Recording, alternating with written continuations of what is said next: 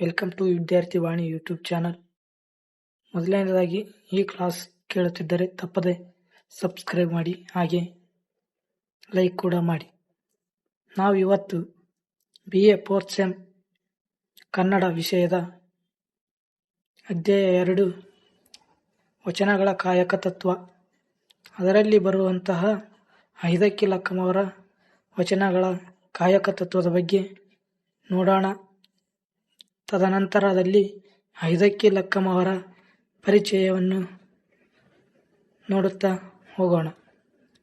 ಐದಕ್ಕಿ ಲಕ್ಕಮ್ಮ ರಾಯಚೂರು ಜಿಲ್ಲೆಯ ಲಿಂಗಸೂಗೂರು ತಾಲೂಕಿನ ಅಮರೇಶ್ವರ ಗ್ರಾಮದಲ್ಲಿ ಜನಿಸಿದಳು. ಅವಳ ಪತಿ ಐದಕ್ಕಿ ಮಾರಯ್ಯ. ಬಡತನ ಎಂಬ ದಿವ್ಯ ಅನುಭವವೇ ಲಕ್ಕಮ್ಮನಲ್ಲಿ ಸೂಕ್ಷ್ಮ ಚಿಂತನೆ ಮತ್ತು ಗಾಂಭೀರ್ಯದ ಬದುಕನ್ನು ಕಲಿಸಿತು. ದಂಪತಿಗಳು ಬಸವಣ್ಣನವರ ತತ್ವಕ್ಕೆ ವ್ಯಕ್ತಿತ್ವಕ್ಕೆ ಮಾರು ಹೋಗಿ ಅಮರೀಶ್ವರ ಗ್ರಾಮದಿಂದ ಕಲ್ಯಾಣಕ್ಕೆ ಬಂದು ನೆಲೆಸಿದರು. ಕಾಯಕ ಮಾಡಿ ಜನರಿಗೆ ನೀಡಿ ಬದುಕು ಬೇಕೇ ಹೊರತು ಹೆಚ್ಚೆಚ್ಚು ಶೇಖರಿಸ ಇಡಬಾರದು ಎಂಬ ನಿಲುವಿನವಳು. ಲಕ್ಕಮ್ಮಳ ಅಂಕಿತನಾಮ ಮಾರಯ್ಯ ಪ್ರಿಯ ಅಮರೇಶ್ವರ ಲಿಂಗ. ಲಕ್ಕಮ್ಮ ಹಿಡಿಯಕ್ಕಿ 1,96,000 ಜಂಗಮರಿಗೆ ಊಟ ನೀಡಿ ಬಸವಣ್ಣನವರಿಂದ ಸೈ ಎನಿಸಿಕೊಂಡವಳು. ಶರಣರೆಲ್ಲ ಆಕೆಯ ಪವಾಡಕ್ಕೆ ಮೂಕ ವಿಸ್ಮಿತರಾಗಿ ಭಕ್ತಿಯ ಮುಂದೆ ಎಲ್ಲವೂ ಮಿಥ್ಯವೆಂದು ಆಶ್ಚರ್ಯ ವ್ಯಕ್ತಪಡಿಸುತ್ತಾರೆ. ಐದಕ್ಕಿ ಲಕ್ಕಮ್ಮನ ವಚನಗಳಲ್ಲಿ ಆತ್ಮೋದ್ಧಾರ, ಲೋಕೋದ್ಧಾರಗಳೆಂಬ ದ್ವಿಮುಖ ಆಶಯ, ಕಾಯಕ ತತ್ವ, ನಿಶ್ಚಲತ್ವ, ನಿಲುವು, ಜ್ಞಾನದ ಅರಿವು, ಸಮತಾಭಾವ, ಇತರರ ಆಶಯ, ಒಳ್ಳೆತನವನ್ನೇ ಪ್ರಶ್ನಿಸುವ ದಿಟ್ಟತನ, ಅತಿಯಾಸೆ ಒಳ್ಳೆಯದಲ್ಲ ಎಂಬ ನಿಲುವು, ಅಕ್ಕಮ್ಮಳ ಅಚಲ ಆತ್ಮವಿಶ್ವಾಸ, ನಿರ್ಮಲ ವ್ಯಕ್ತಿತ್ವದ ಅನಾವರಣವಿದೆ. ಐದಕ್ಕಿ ಲಕ್ಕಮ್ಮಳ ಈ ವಚನಗಳನ್ನು ಡಾ. ಸಂಗಮೇಶ್ ಸವದತ್ತಿಮಠ ಸಂಪಾದಿಸಿದ ವಚನ ಸಂಪುಟಗಳು 4ರಿಂದ 5 ಕೊಳ್ಳಲಾಗಿದೆ. ಐದಕ್ಕಿ ಲಕ್ಕಮ್ಮನವರ ವಚನಗಳ ಕಾಯಕ ತತ್ವದ ವಿವರಣೆಯನ್ನು ಈ ಕೆಳಗಿನಂತೆ ನೋಡಬಹುದು. ಶಿವಶರಣೆ. ಐದಕ್ಕಿ ಲಕ್ಕಮ್ಮನವರ ಈ ವಚನವು ಕಾಯಕದ ನಿಜವಾದ ಅರ್ಥ, ಅಹಂಕಾರದ ವಿಸರ್ಜನೆ ಮತ್ತು ಮನಶುದ್ಧಿಯ ಮಹತ್ವವನ್ನು ಬಹಳ ಅದ್ಭುತವಾಗಿ ಸಾರುತ್ತದೆ. ಇದರ ಸಂಪೂರ್ಣ ಸಾರಾಂಶ ಇಲ್ಲಿದೆ. ವಚನದ ಸಾರಾಂಶ ಮತ್ತು ವಿವರಣೆ. ಈ ವಚನವು ಲಕ್ಕಮ್ಮನು ತನ್ನ ಪತಿ ಐದಕ್ಕಿ ಮಾರಯ್ಯನಿಗೆ ನೀಡುವ ಎಚ್ಚರಿಕೆ ಮತ್ತು ಮಾರ್ಗದರ್ಶನದ ರೂಪದಲ್ಲಿದೆ. ಮಾರಯ್ಯನು ಅತಿಯಾಗಿ ಅಕ್ಕಿಯನ್ನು ಆಯ್ದು ತಂದಾಗ ಲಕ್ಕಮ್ಮನು ಅದನ್ನು ವಿರೋಧಿಸಿ ಈ ಮಾತುಗಳನ್ನು ಹೇಳುತ್ತಾಳೆ. ಅಹಂಕಾರದ ನಿರಾಕರಣೆ.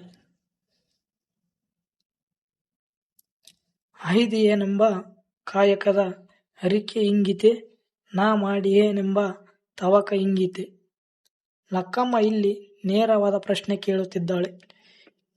ನಾನು ಅಕ್ಕಿ ಆಯ್ದು ತರುತ್ತಿದ್ದೇನೆ ಎನ್ನುವ ಅರಿವು, ತಿಳುವಳಿಕೆ ಇನ್ನೂ ನಿನ್ನಲ್ಲಿ ಉಳಿದಿದೆಯೋ?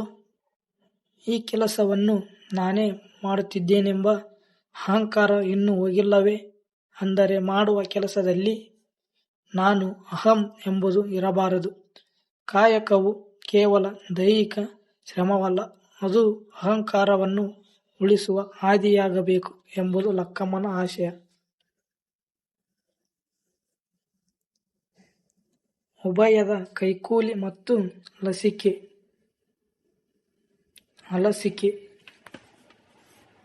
ಉಭಯದ ಕೈಕೂಲಿ ಮತ್ತು ಹಲಸಿಕೆ. ಉಭಯದ ಕೈಕೂಲಿ ಇಂಗಿ ಮಾರಯ್ಯ ಪ್ರಿಯ ಅಮಲೇಶ್ವರ ಲಿಂಗಕ್ಕೆ ಅಲಸಿಕೆಯಾಯಿತು.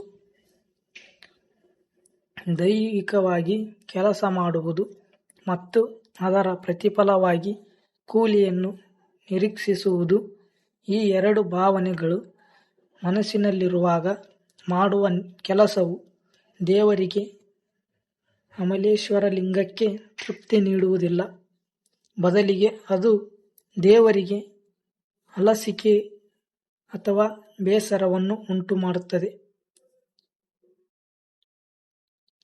ಪ್ರತಿಫಲಾಪೇಕ್ಷೆ ಇಲ್ಲದ ಕಾಯಕವೇ ಶ್ರೇಷ್ಠವಾದುದು.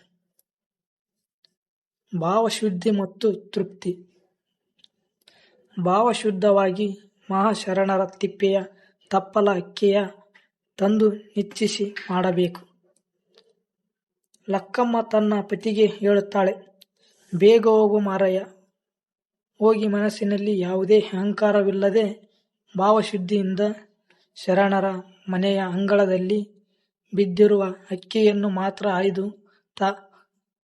ಅತಿಯಾದ ಆಸೆ ಬೇಡ, ಅಷ್ಟೇ ನಮಗೆ ಸಾಕು, ಇಲ್ಲಿ ಅಲ್ಪವಿದ್ದರೂ ಅದು ಅತಿಶಯ ಎಂಬ ತೃಪ್ತಿಯ ಗುಣವನ್ನು ಅವಳು ಎತ್ತಿ ತೋರಿಸುತ್ತಾಳೆ.